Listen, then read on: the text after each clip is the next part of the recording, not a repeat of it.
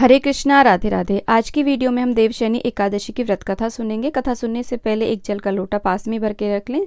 सीधे हाथ में थोड़े से तिल और फूल लेकर के हम देवशयनी एकादशी की व्रत कथा सुनेंगे। आषाढ़ मास के शुक्ल पक्ष की एकादशी को देवशयनी एकादशी के नाम से जाना जाता है। देवशयनी एकादशी से ही विष्णु भगवान 4 महीने की योग निद्रा में चले जाते हैं। इस दौरान मुंडन संस्कार, शादी विवाह, सगाई, गृह प्रवेश समेत सभी मांगलिक कार्यों पर रोक लग जाती है। यह विशेष दिन श्री हरि विष्णु और माता महालक्ष्मी की पूजा के लिए बहुत ही शुभ माना जाता है। इसकी पूजा कैसे की जाती है इसका वीडियो चैनल पे आ चुका है, आप देख सकते हैं। एकादशी व्रत के दिन व्रती को एकादशी व्रत कथा का पाठ जरूर करना चाहिए। ऐसा माना जाता है कि व्रत कथा का पाठ करने से भगवान विष्णु की कृपा से सभी मनोकामनाएं पूर्ण हो जाती हैं और मृत्यु के पश्चात मोक्ष की प्राप्ति होती है और समस्त पापों से मुक्ति मिलती है। तो आइए सुनते हैं देवशयनी एकादशी की व्रत कथा। देवशयनी एकादशी का व्रत कथा का वर्णन खुद भगवान श्री कृष्ण ने किया है। शास्त्रों के अनुसार भगवान श्री कृष्ण ने इस वृत्तांत को धर्मराज युधिष्ठिर को सुनाया था। पौराणिक कथाओं के अनुसार सतयुग में मानधाता नाम का एक चक्रवर्ती राजा राज्य करता था। मानधाता के राज्य में प्रजा सुखी थी। एक बार उनके राज्य में 3 साल तक वर्षा नहीं हुई, तो इस वजह से भयंकर अकाल पड़ गया। अकाल से चारों ओर त्राही त्राही का माहौल बन गया। इस तरह से यज्ञ, हवन, पिंडदान, कथा, व्रत आदि कम होने लगे थे।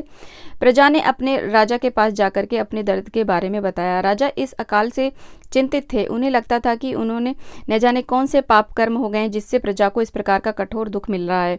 इस संकट से मुक्ति पाने के उद्देश्य से राजा सेना को लेकर के जंगल की ओर चल दिए। जंगल में विचरण करते हुए एक दिन ब्रह्मा जी के पुत्र अंगिरा ऋषि के आश्रम में पहुंच गए। ऋषिवर ने राजा का कुशलक्षेम और जंगल में आने का कारण पूछा। राजा ने हाथ जोड़कर कहा कि मैं पूरी निष्ठा से धर्म का पालन करता हूँ, फिर भी राज्य की ऐसी हालत क्यों है? कृपया इसका समाधान बताइए। राजा की बात सुनकर महर्षि अंगिरा ने कहा कि यह सतयुग है।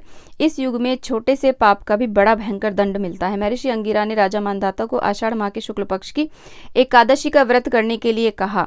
महर्षि ने कहा कि इस व्रत के प्रभाव से अवश्य ही वर्षा होगी। महर्षि अंगिरा के निर्देश के बाद राजा अपने राज्य की राजधानी लौट आए। उन्होंने चारों वर्णों सहित पद्मा एकादशी का विधि पूर्वक व्रत किया, जिसके बाद राज्य में मूसलाधार वर्षा हुई। ब्रह्म वैवर्त पुराण में देवशयनी एकादशी के विशेष महत्व का वर्णन किया गया है। मान्यता है कि देवशयनी एकादशी के व्रत से भक्त की समस्त मनोकामनाएं पूर्ण हो जाती हैं। इस प्रकार से देवशयनी एकादशी की व्रत कथा संपूर्ण होती है।